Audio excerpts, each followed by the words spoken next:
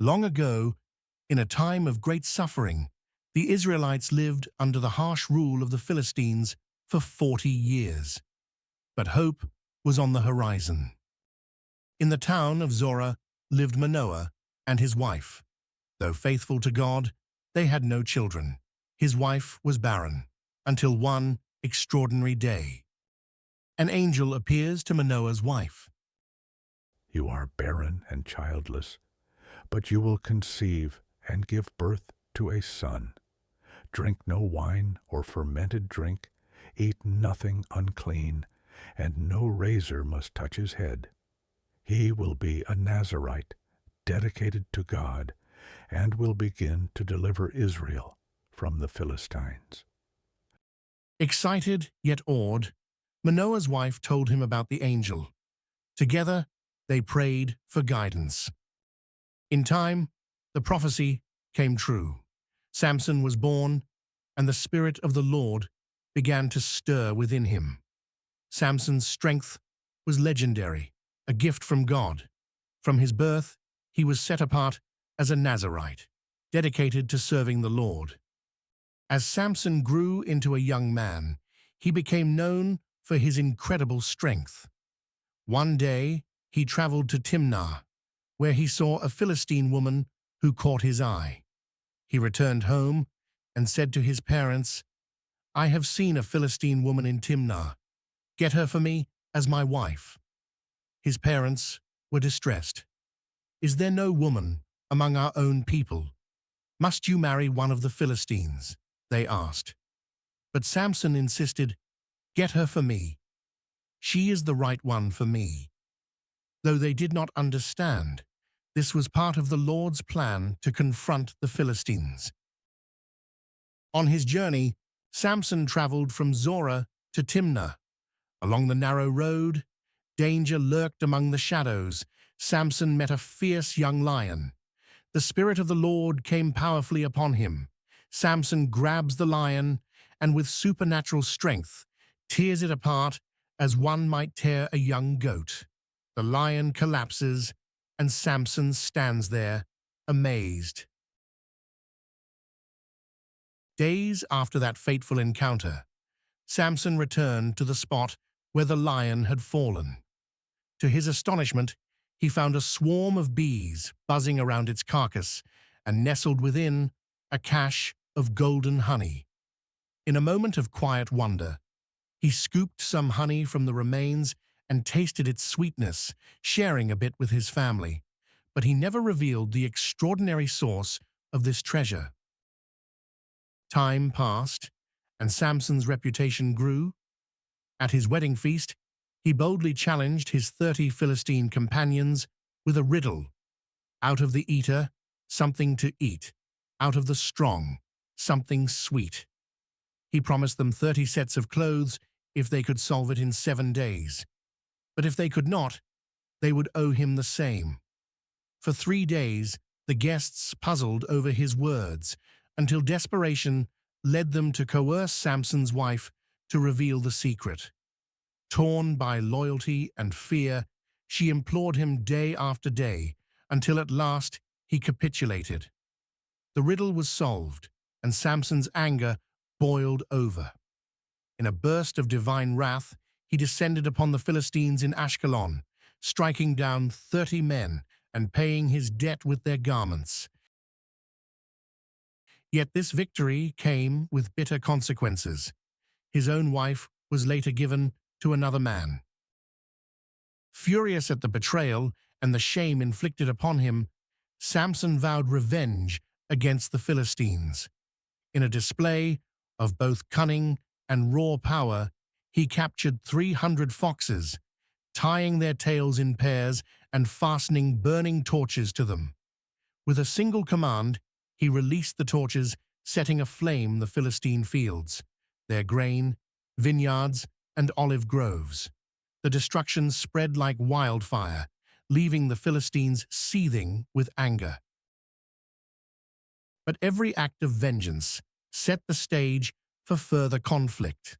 Samson's relentless defiance led to battles that left the Philistines determined to capture him. In a tragic twist, even those from his own people, fearful of his power and the retribution it might bring, handed him over. Bound with new ropes and led away in chains, his strength seemed to falter. Yet, as if by a final divine intervention, the Spirit of the Lord came upon Samson once more. As he was marched toward Lehi, the ropes around his arms turned to mere charred flax and fell away. Seizing the fresh jawbone of a donkey, he struck down 1,000 Philistine men, a final ferocious display of the might bestowed upon him by God. It was during this turbulent period that Samson met Delilah, a woman whose beauty and cunning would change the course of his life forever. Enticed by his charm, Delilah won his affection. Yet the Philistine rulers had offered her great wealth, 1,100 shekels of silver, to discover the secret behind Samson's unparalleled strength. Day after day, Delilah pressed him with gentle words and loving entreaties. "Tell me, Samson, what is the secret of your strength? How can you be bound and defeated?" Initially, Samson deceived her with false answers. He claimed that if he were bound with fresh bowstrings or new ropes, his power would vanish, but each time he easily broke free. But Delilah's persistence grew unbearable, and her pleas pierced his heart. Finally, exhausted by her relentless insistence, Samson revealed his truth. "No razor has ever touched my head, for I have been a Nazirite dedicated to God from birth. If my hair is ever cut, I will lose my strength and be as weak as any other man." That revelation ignited a dark resolve in Delilah. That very night, while Samson slept soundly in her arms, she knew his secret had to be exploited. Quietly, she called for a Philistine man, summoning him to her private chamber. Once he arrived, Delilah carefully cradled Samson's head, ensuring he remained undisturbed in his slumber.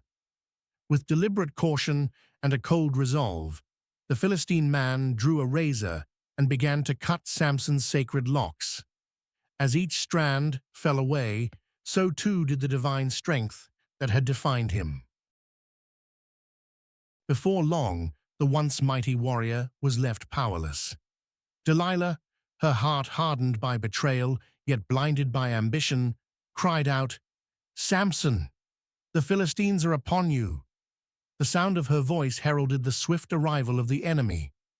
Awakening to this horrifying new reality, Samson struggled desperately, but his strength had abandoned him. The Philistines overran him, gouging out his eyes and dragging him away to Gaza. In that grim prison cell, he was forced to grind grain, a mere shadow of the heroic man he had once been.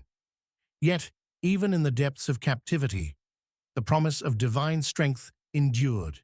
His hair began to grow anew, a silent, potent reminder of the Nazirite vow he had so dearly cherished. In a final twist of fate, the Philistines, emboldened by their victory, gathered in their grand temple to offer a great sacrifice to their god, Dagon.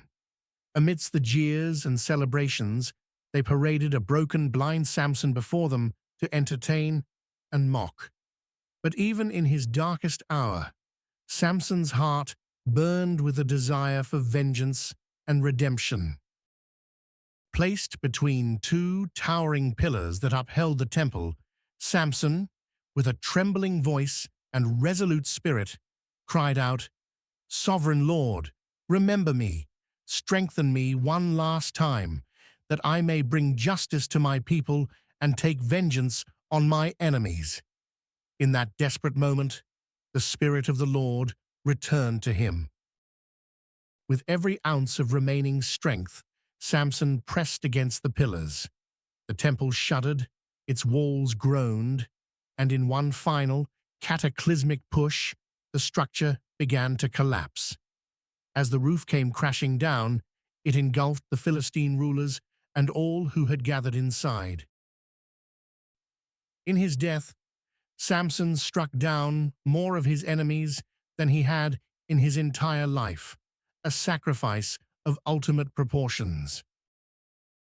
In the aftermath, Samson's family retrieved his body and laid him to rest between Zorah and Eshtaol, in the tomb of his father, Manoah.